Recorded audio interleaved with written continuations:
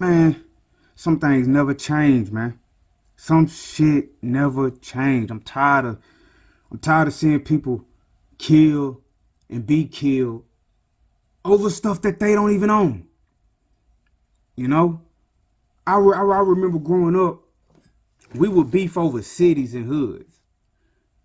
I'm from Tech City and you from Galveston. So we might kill each other. We might fight each other behind that.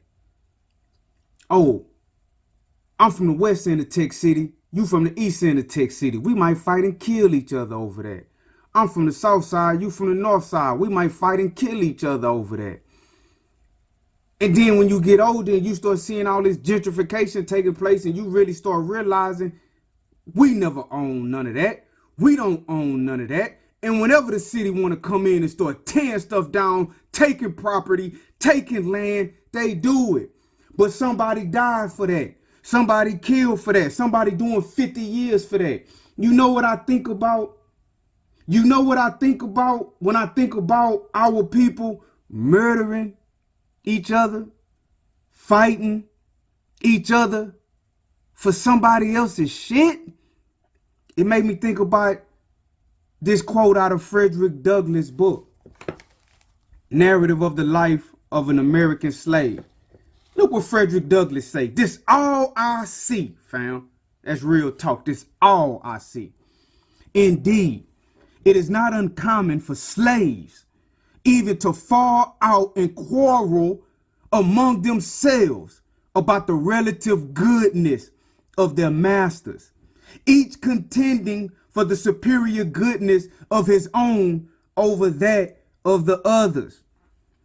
Oh, I'm a rep for Tech City so hard that I'll fuck over somebody from Galveston for Tech City. But then when it all boiled down to it, the city government, the city administration, they don't respect me. They don't know me. They won't listen to me when I try to voice my opinion. But I'll kill and murder for these blocks. Just like the slaves. Did you know that slaves used to fight over who had the best master? Slaves did that, fam. Slaves, fam. Slaves did that.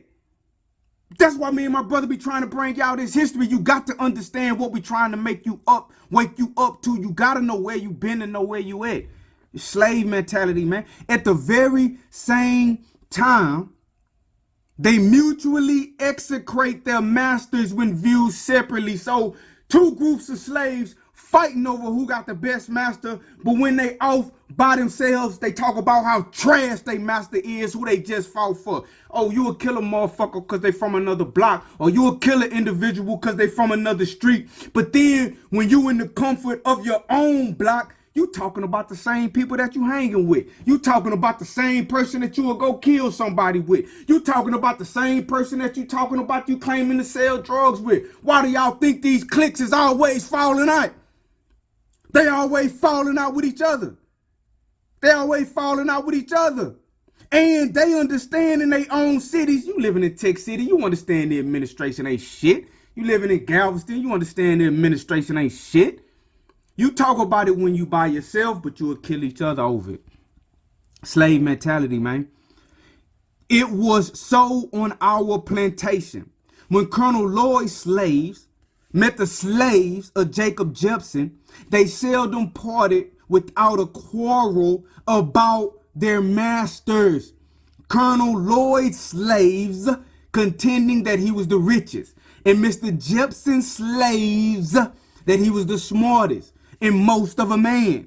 That every time they ran across each other, they got into it. You go to the grocery store, you want to fight. You go to the corner store, you want to get into it. You see an individual at their mama house, you want to get into it. You see an individual at the club, you want to get into it. God damn, dog. Can a nigga live? Shit, man.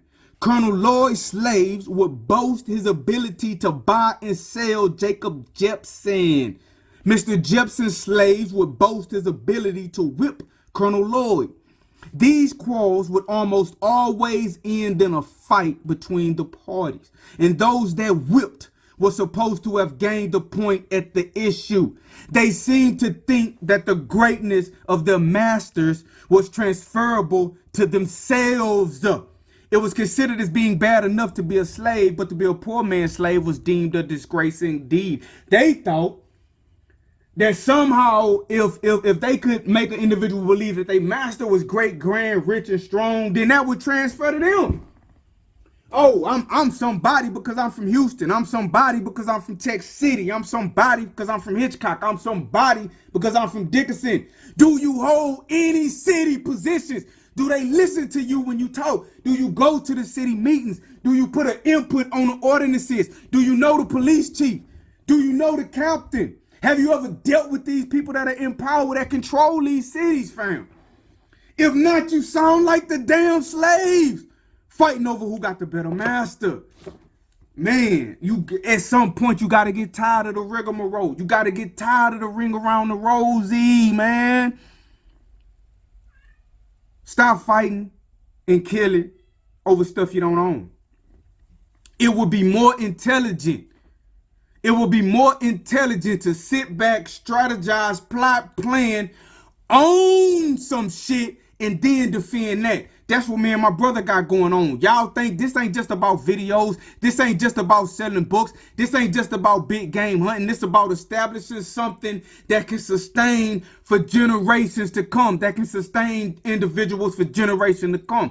We're building something worth defending. Don't defend something that's not worth defending. Don't give your life for somebody else's stuff. Don't hurt your brother, your sister for somebody else's stuff. You get your own shit and you defend your own. I'm not saying you gotta be ready to defend something, but damn it, defend what's yours. Get something and then defend that. Damn. It's your brother Matthew Daniels, aka I'm Pooh, aka the Chosen Few, aka the Real Bookworm, man. I'm not just a bookworm, I'm the real bookworm. Make sure you get it right.